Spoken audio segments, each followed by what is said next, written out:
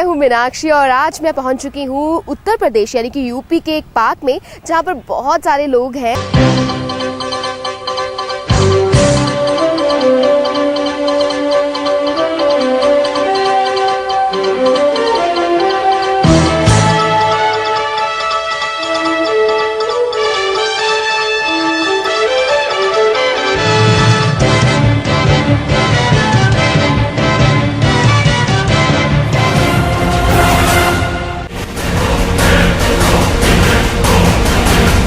आइए हम इनसे बात करते हैं। आपका नाम क्या है? हरीशचंद्र विश्वकर्मा। हरीशचंद्र विश्वकर्मा जी। हरीशचंद्र जी, आप कहाँ से हैं? रायबरेली से। रायबरेली से। अच्छा हरीश जी, मैं आपसे ये पूछना चाहूंगी कि लेडीज महिलाओं की सुरक्षा को लेके आप कितने संतुष्ट हैं? क्या लेडीज को वो सुरक्षा मिल रही है जिसको वो मांग रही है?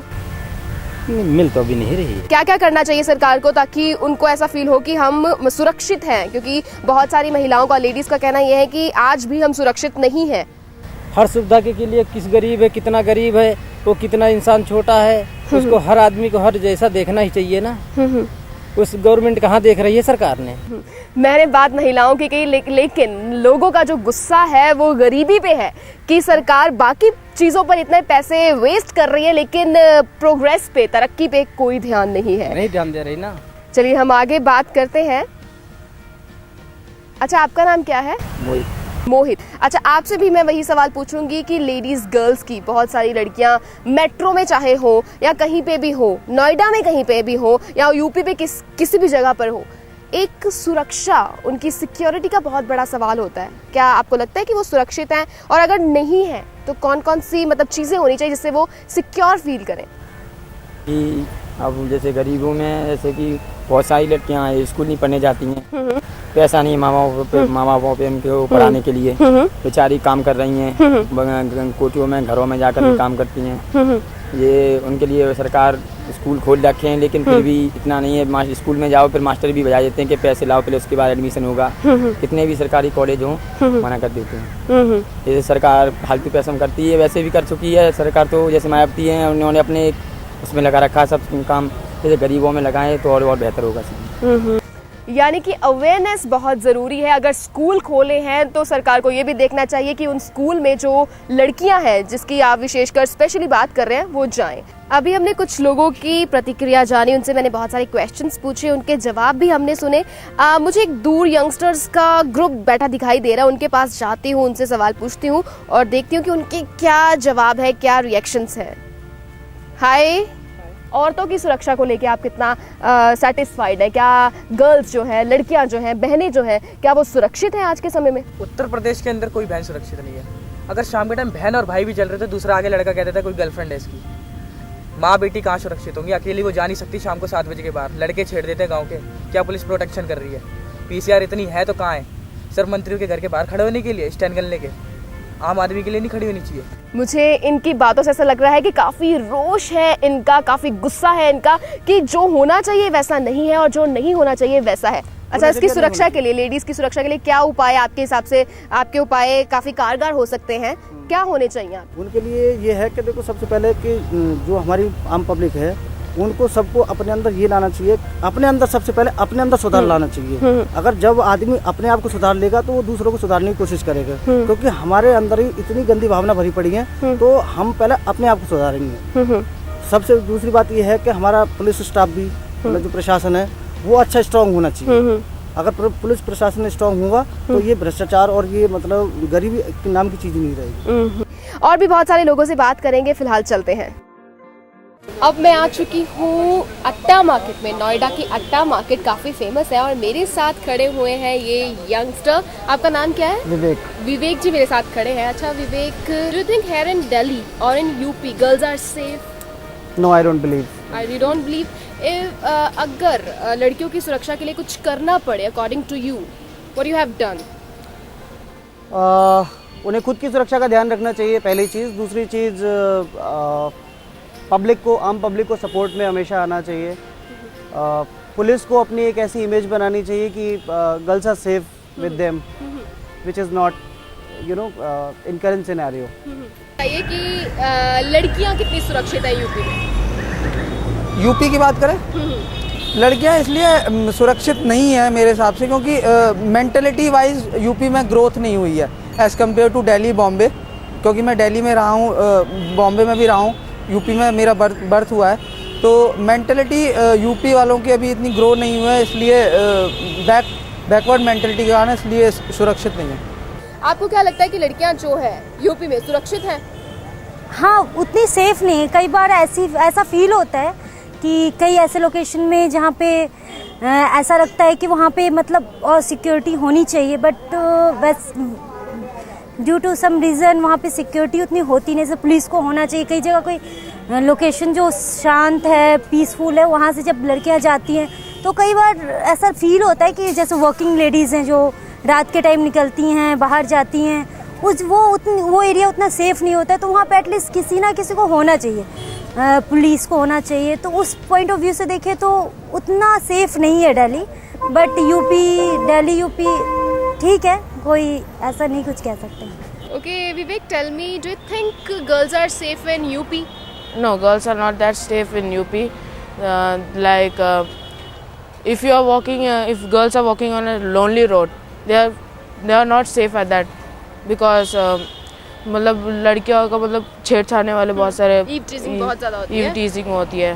तो अगर मैं होता तो मैं चाहता हूँ कि लड़कियाँ और सेफ रहे और उनको मतलब प्रोटेक्शन कुछ ज़्यादा सिक्योर, ताकि वो कुछ ज़्यादा सिक्योर रहे, क्योंकि एज मतलब ladies are the most important of all then men. मुझे ये बताइए कि यूपी में महिलाएं कितनी सुरक्षित हैं आपके अकॉर्डिंग? नहीं है, बिल्कुल नहीं है। नहीं, मुझे तो नहीं। थोड़ा विस्तार से बोलिए। विस्तार से ऐसा ही है कि दिन दहाड़े, अभी मैं मतलब हो गया मेरे 2 साल, ऐसे ही आ रही थी, एक मेरी फ्रेंड थी मेरे साथ, हम दोनों आ रहे थे, आगे से 2 बाइक वाले आ गए। हमने समझा पता नहीं वो रास्ता पूछने के लिए खड़े हुए, किस लिए खड़े हुए।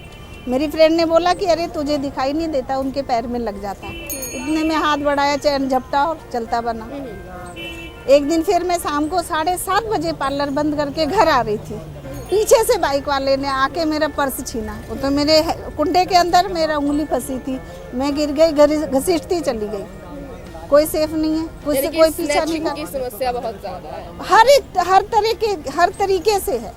कोई लड़की, कोई महिला, कोई सेफ नहीं, कोई बुजुर्ग हो या बच्चियां हो, कोई सेफ नहीं। अच्छा, what do you think? Girls are safe in UP? No, they don't have the proper safety here. क्या प्रॉब्लम्स होती हैं गर्ल्स को? Actually, they should have the right, and there should be no discrimination as They are we see in equal. the villages and all that. कि girl child को मारने वाली चीज़ें वो सब नहीं होना चाहिए। Okay, female suicide नहीं होना चाहिए। Yeah, and they should be taught self defense, so that they can protect themselves. Yeah. आम जनता का मानना है कमियां जहां एक तरफ प्रशासन की है, वहीं दूसरी तरफ समाज को भी अपनी सोच बदलने की जरूरत है, ताकि यूपी की ही नहीं पूरे देश की महिलाएं सुरक्षित रह सकें। आम जनता की राय जानने के बाद आइए जानते हैं कुछ महिला लीडर्स के विचार।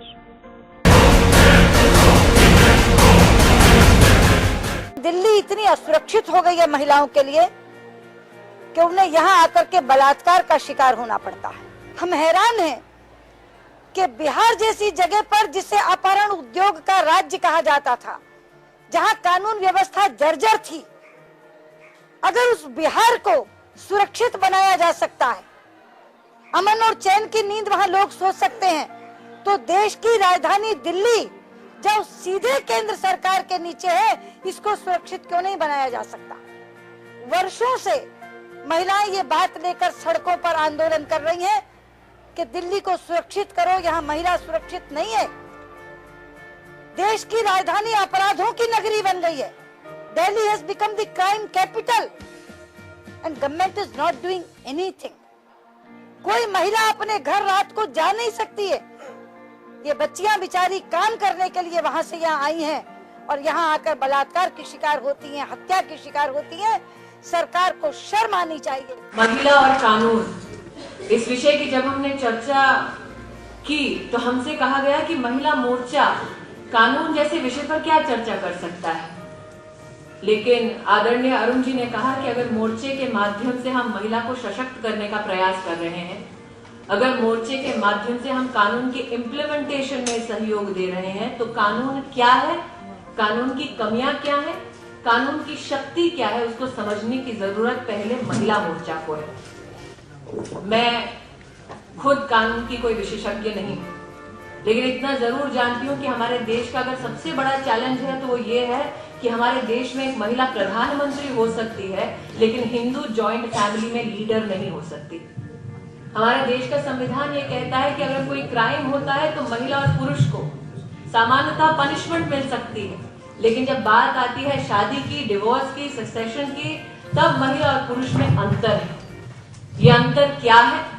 इस अंतर के खिलाफ महिला मोर्चा क्या काम कर सकता है, कैसे आवाज उठा सकता है, आज इसी विषय पर मार्गदर्शन देने आए हैं हमारे आदरणीय मंचासीन सभी विशेषज्ञ।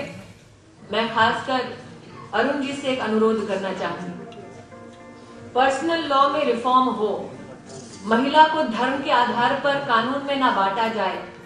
इसकी जब जब चर्चा होती है और खासकर जब यूनिफॉर्म सिविल कोड नाम का इस शब्द को, इस फ्रेज को हम प्रयोग में लाते हैं तो अक्सर लोग कहते हैं कि आप सेक्युलर नहीं हैं, जबकि संविधान ये कहता है कि यूनिफॉर्म सिविल कोड ही सबसे ज्यादा सेक्युलर वे है लॉ को इम्प्लीमेंट करने का।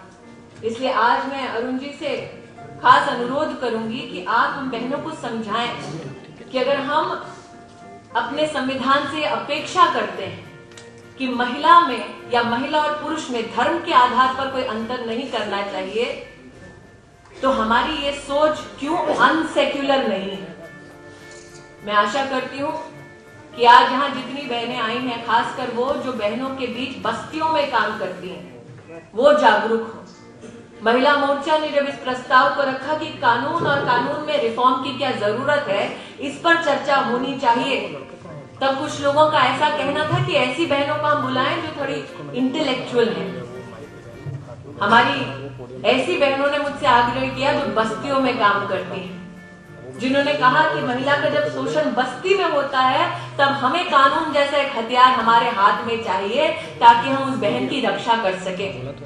इसलिए आज मुझे इस बात की खुशी है कि इस ऑडिटोरियम में बहनें बस्तियों से भी आई हैं, यूनिवर्सिटी से भी आई हैं, कामकाजी बहनें भी आई हैं और वकील बहनें भी आई हैं। और बहनों के बीच में इस विषय को लेकर रुचि जो मैंने आज देखी है, मैं उसका स्वागत करती हूँ।